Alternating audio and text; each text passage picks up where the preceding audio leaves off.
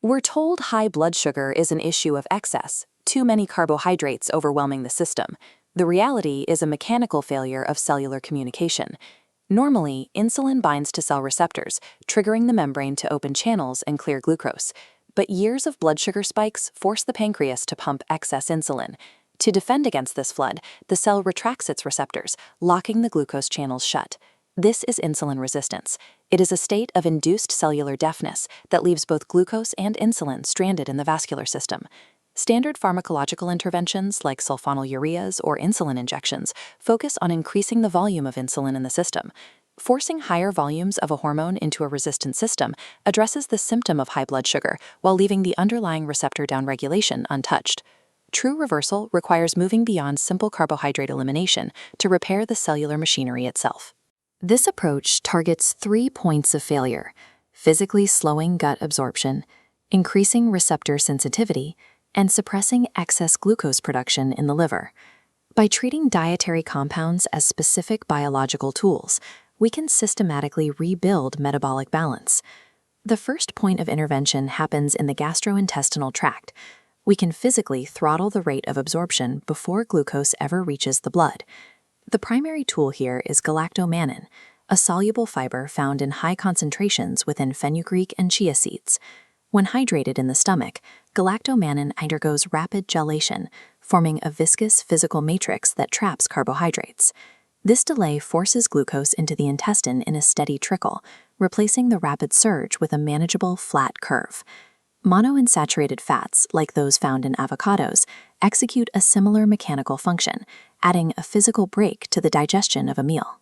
By attenuating these glucose spikes, you prevent the pancreas from initiating the panic dump of insulin that drives resistance. For the sugar that does reach the vascular system, we must shift our focus back to the cell membrane.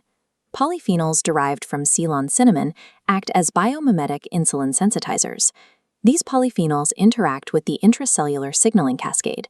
They increase the binding affinity of the remaining insulin receptors, helping them grip the insulin molecule more effectively.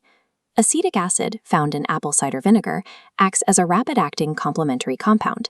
It stimulates skeletal muscle cells to increase their glucose uptake, clearing sugar from the bloodstream and pulling it into the muscles for fuel. These compounds amplify the body's baseline insulin signal, allowing the cell to clear glucose without requiring higher volumes of pancreatic insulin. Even with sensitization, a hidden physical barrier often remains: chronic, low-grade inflammation. Inflammatory cytokines embed themselves into the lipid bilayer.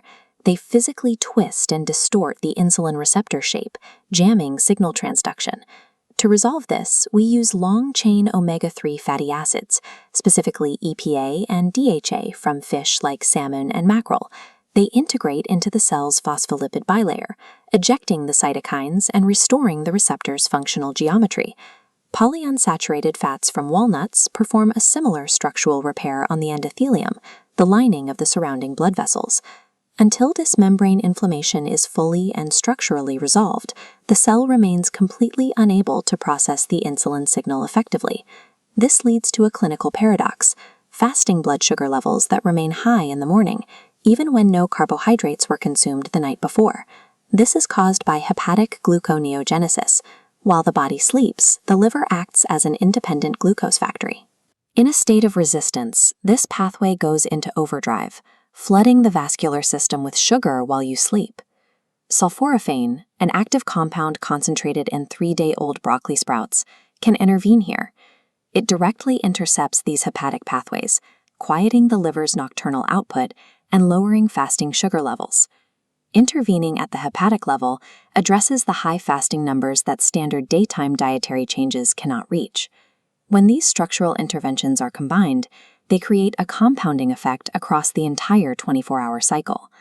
This is the second meal effect. Consuming whole proteins and fats at breakfast, like whole eggs, creates a physiological baseline that limits the glucose spike of the following meal at lunch. Utilizing the resistant starch complex found in lentils provides a slow release of energy that maintains this stability for hours. Precise nutrient pairing creates a biochemical advantage that extends well beyond the immediate digestion of a single meal. By combining these mechanisms, throttling gut input, clearing the membrane, and quieting the liver, we address each point of mechanical failure.